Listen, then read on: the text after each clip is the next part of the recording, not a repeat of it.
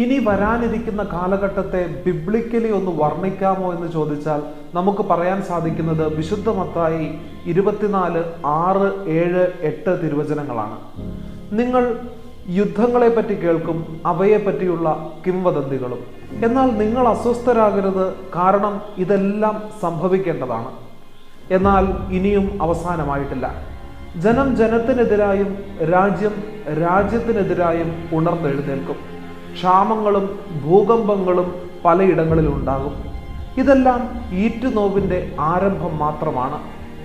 ഓരോ കാലഘട്ടത്തിൻ്റെയും ദൈവീക അവബോധമാണ് ആ കാലഘട്ടത്തിൻ്റെ പ്രാർത്ഥനയെ ചിട്ടപ്പെടുത്തുന്നത്. ഇന്ന് അവനവനിലേക്ക് തിരിയുന്ന മനുഷ്യൻ ഞാൻ എന്ന വ്യക്തിയെ കേന്ദ്രീകരിച്ച് നടത്തുന്ന സ്വാർത്ഥതയുടെ മുനയുള്ള അപേക്ഷകൾ മാത്രമാണ് പ്രാർത്ഥന. എന്നാൽ ക്രിസ്ത്യാനിയാകുക എന്ന് പറഞ്ഞാൽ രക്തസാക്ഷിയാകുക എന്നുകൂടി അർത്ഥമുള്ള ഒരു കാലഘട്ടത്തിൽ മനുഷ്യന്റെ പ്രാർത്ഥന മറ്റൊന്നായിരുന്നു. അത് വേറൊന്നുമല്ല, മാറാനാത്ത എന്നായിരുന്നു. മാറാനാത്ത, കർത്താവേ വരേണമേ. It is A liturgical phrase used in early Christian worship.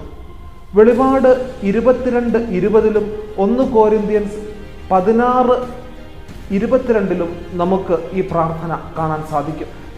മാറാനാത്ത, കർത്താവേ വരേണമേ. മനുഷ്യന്റെ സ്വാർത്ഥതയല്ല, മറിച്ച് ദുഃഖങ്ങളിലും ക്ലേശങ്ങളിലും വേദനകളിലും യേശുക്രിസ്തുവിൻ്റെ രണ്ടാമത്തെ വരവിലുള്ള ശുഭമായ പ്രതീക്ഷയാണ് മാറാനാത്ത. ഇനിയുള്ള കാലഘട്ടത്തിലും ഓരോ ക്രിസ്ത്യാനിയുടെയും ഹൃദയത്തിൽ നിന്ന് ഉയരേണ്ടതും ഇതുതന്നെയാണ്. മാറാനാത്ത, കർത്താവേ വരേണമേ.